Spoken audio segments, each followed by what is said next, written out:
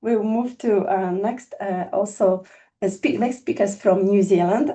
We have Ray O'Brien, who actually joined our conference, our first conference, and also Julie O'Brien. And I hope you can also amuse us about your amazing action you do in New Zealand and outside probably too. Kia ora. I'll make a start. First of all, Shiloh, tēnā koe i tō whakaro, ko he rakatira pai ki tēnei tino hira hira kaupapa. Tēnā koe. Yeah.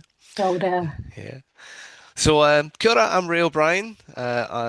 I'm a tumuaki of Toitu Te Taiao here at Atako Whakaiho Waka. I'm head of sustainability here at the University of Otago.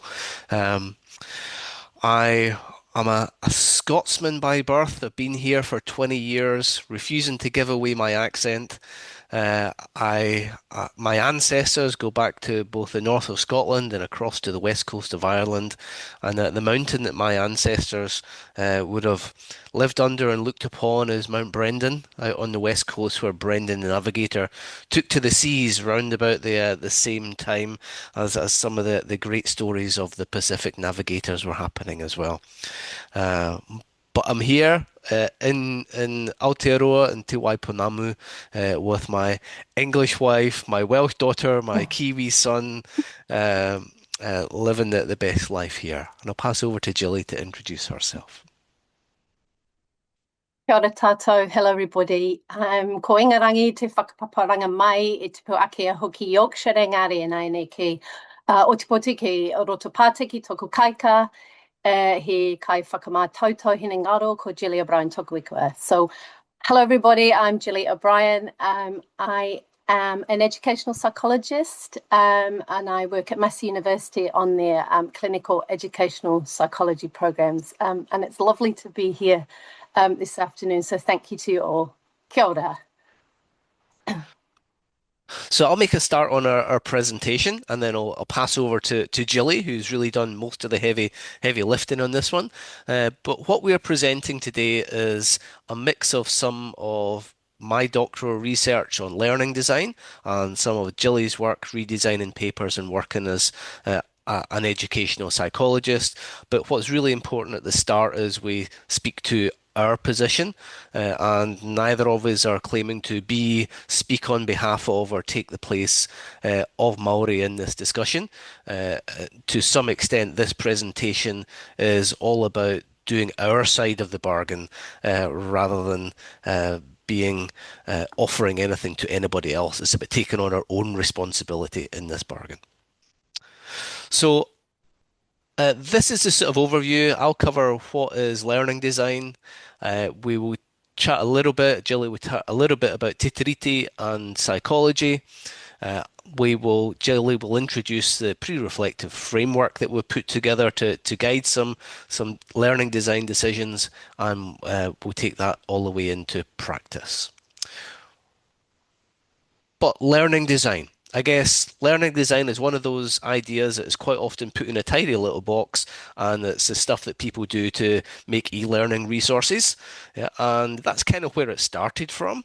Learning design goes back to US military, looking at how can we make as much information be transferred from one place to another place in the most repeatable, efficient, short time possible. But really, learning design has grown significantly since then, and we can broaden it out to learning design being the processes involved in anybody who is creating a learning experience, whether that be in an online environment, in a classroom, or a broader experience of any work, life, play, educational context. Yeah.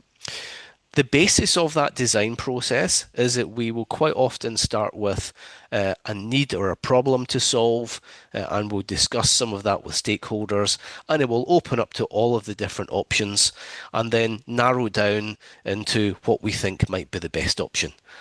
We'll then find a whole lot of solutions to that and then narrow down to what we think are the best solutions. So it's a repeated cycle of divergent thinking, of creating lots of ideas, and convergent thinking about coming up with the best ones. Now, this triple diamond or double diamond is pretty standard for design thinking. There's also been some other thinking around how do we make this process more equitable, but it tends to be at those convergent points where it narrows down that equity checks have been put in to say, okay, have we excluded anybody? But at that point, you've already excluded all of the thinking because you've done this rationalizing to narrow it down. So when we're coming up with all of the different ideas, it's easy to be generous in our epistemologies and accept everybody's point of view. When it comes to the pivot point, when we're narrowing it down, that's when there becomes a competition for worldviews to be prevalent.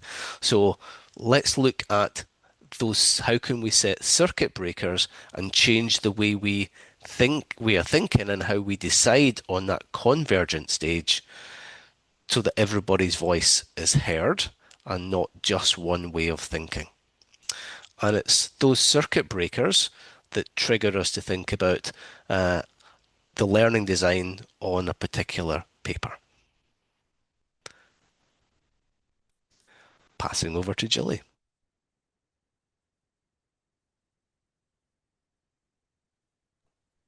Kia ora. Didn't know you'd come so soon to speak to me. Okay, so moving on from Ray's work, just to say that just to reiterate that we are both Pākehā, which means that we're non-Māori. We are known as Tangata Tiriti, so we are the crown side of Te Tiriti o Waitangi. And so first of all, we've got there what is Te Tiriti o Waitangi. This is a very abridged version, and I'm certainly not an expert, but Te Tiriti o Waitangi is an agreement which forms a contract or covenant between the Crown and Māori through their rangatira or through their chiefs. And a contemporary understanding of Te Tiriti highlights the importance of the indication of the Crown's intent to respect Māori authority, to strengthen relationships, and to contribute to peace and good order. However, this agreement between two nations didn't eventuate in the way it was intended. Several legislations were passed and established that have had an ongoing impact on Māori knowledge systems, ways of life, well-being, and taonga or treasures. Some of these are the Native Lands Act, where land was taken by the Crown, the Native Schools Act, where Māori culture was marginalised by prioritising the English language in our schools, and the Tohunga Suppression Act, which was intended to quash traditional Māori healing methods. So there's a little very abridged version to start us off. Why is Te Tiriti important in psychology? In Aotearoa in psychology, our code of ethics and our core competencies require us to uphold Te Tiriti o Waitangi obligations. However, as Moana Waitoki says, psychology in Aotearoa continues to be monocultural. Despite knowing better, we're not doing better. Te Tiriti aligned psychology in Aotearoa requires a greater effort from everyone involved in the employment, in the training, and the regulation of the discipline to provide culturally safe environments, develop and value mātauranga Māori, and advance Māori participation. So Te Tiriti has to be our mahi, our work, if we're going to work towards more equitable outcomes in Aotearoa. So what's a Te Tiriti ally then? And how does that fit in? So an ally means doing the work with your own people whilst maintaining relationships with tangata whenua, with Māori. And the work in the ally space in Aotearoa argues that it's our responsibility as allies, as tangata tiriti, to undertake this work whilst being accountable to Indigenous people for the outcomes. Who are we in a relationship with? Who are we accountable to? And what are we doing to be accountable? It's about holding space, but not taking up space and knowing the difference. It's a person who learns to hold the tension between being asked to speak up whilst at the same time also being asked not to speak up and just listen. To hold the fear of saying the wrong thing whilst having a strong desire to say and do something. So working towards more equitable outcomes and upholding our tutority obligations in psychology. One example of doing that is in the design and delivery of psychology training courses. And so we've developed a learning design pre-reflection framework, tutority ally perspective, as a practical way to give effect to upholding tutority obligations. We didn't pick it for its catchy title. Being a tutority ally is an action. It's not a position statement. It's an action. It's about being useful. So if learning experiences are designed in a way that is likely to have a direct negative effect on the equity of outcomes, we need to redesign them to be more useful. And so Ray and I, through an auto-ethnographic approach, Ray calls it a cups of tea methodology, where we looked at and analysed key methodologies, key memories.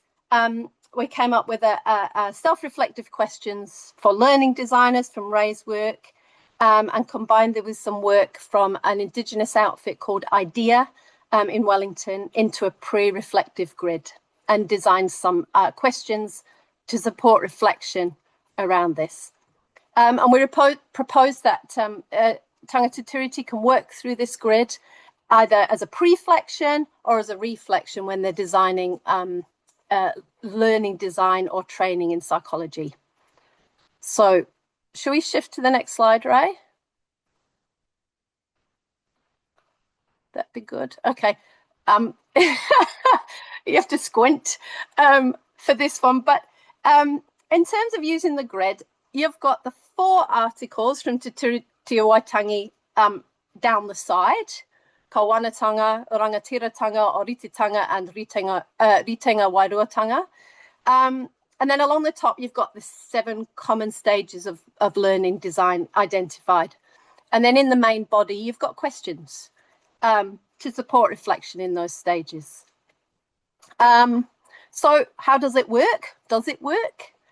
Earlier this year, we used this grid to guide us in designing a new undergraduate course that takes students from both education and psychology. One of the important reflections from using this grid to design that course is that how important the beginning, like the vision, the birthing of a course is. And that first column is so important, the beginning and the need, and it's one that Western design processes tend to miss out. Shiloh spoke a little bit about this around tokenism. Perhaps in a design of a course, Māori or Indigenous people would be brought in, perhaps in the design stage or the curation stage, but certainly not at the beginning. So that first step's essential. It allows for circuit breaker to happen, as Ray spoke about. And what that actually looked like was us getting around a table of predominantly Māori and nutting out the values of the course. And I call those people the birthers because that's what they did. Equally important is the final column, the work's done but not done, which is all about enduring relationships. And if I could touch on a quote from Moana Jackson, he says, change will come from the warm person-to-person relationships between Māori and Pākehā, and from that we will get constitutional change. So that's just a little example of how we would work it there. One of the things that I would like to say is that developing this and working with it on a course involves a lot of mahi, a lot of work from a lot of Indigenous people. And you can see from that, if I listed those people, that even when being a Te Tiriti ally in a relationship with Māori, the cultural labour still falls squarely on Māori. And I don't have a solution to that other than to acknowledge it. So how long have I got? Initial evaluations of using this grid. Māori tauira, Māori students were first to kōrero on online forums, which is not usually our experience. More often tuakana or a more knowledgeable mentor to the less knowledgeable students. Māori Tauira were able to use concepts from their worldview within their assignments and their discussions, which they indicated was really important for their tino rangatiratanga, their self-determination, their options to study as Māori. Pākehā students, non-Māori students said the course made them reflect on common practices we use that do not advocate for equity, the importance of understanding and valuing culture, and being more reflective regarding culturally affirming practice. I've never been on time in my life. Here we go. I think I'm going to be. So in conclusion, being an ally is only meaningful when aligned with practice. It's about working with other tangata tiriti on how to reconcile with historical injustice and what to do about it. Being an ally is not about being good. It's not about being helpful. It's about being useful in facilitating change. And so that's our challenge to tangata tiriti in psychology and across the universities and PD training courses is this. What are you doing to be useful? And how is Te Tiriti an inspiration to your practice? Ray, would you like to have the final word?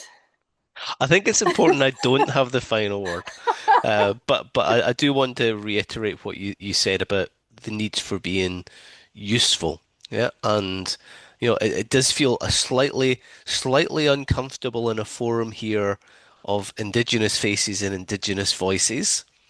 So I want to really stress that point. This was about us doing work, which is actually just the minimum standard of our side of the bargain. Yeah, there's nothing grandiose or claim to fame about that. It's just doing the decent thing.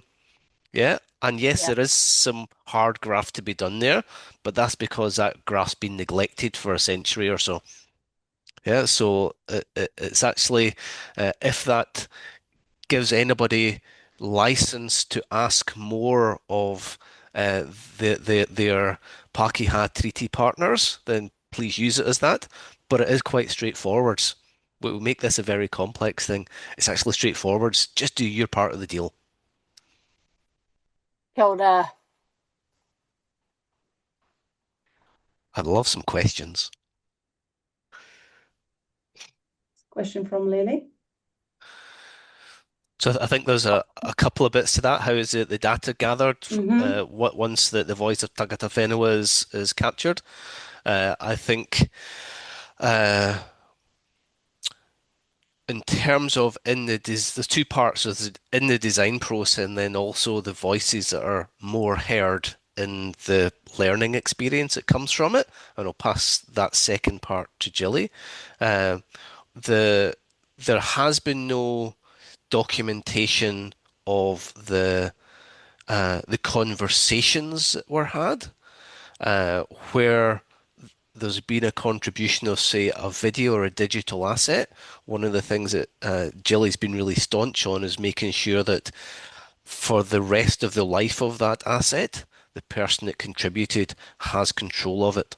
So it's not a YouTube clip that disappears off and can be used by 100 other people in ways that were not intended. Yeah, it's kept within the course and monitored there, and is owned by the person who said those words, not by the internet. But Jilly, you might want to talk about how you captured the voices of the students. Sure, and I think as you learn when you are Pākehā and you move to New Zealand, everything is relational. The world works in a relational way. So this grid is designed to be used in the context and the relationships that you are in with Māori. So it's up to them how and your relationship with Māori in the context you're in and how people share. We are going to do a proper evaluation at the end of this term, which we will invite our partners and our students, our tauira, to come and we'll have a good discussion around that. I don't know if that answers your question. There's a second Oh, follow-up question there about would you reuse voice for design or start again from scratch for another learning design? like on another course. Oh yes, absolutely. And I think that's part of that relational and contextual thing that I talked about. I've lost my words now, but yeah, no, start from scratch. Yeah, because you're starting a new hui, a new relationship. Yeah. Oh,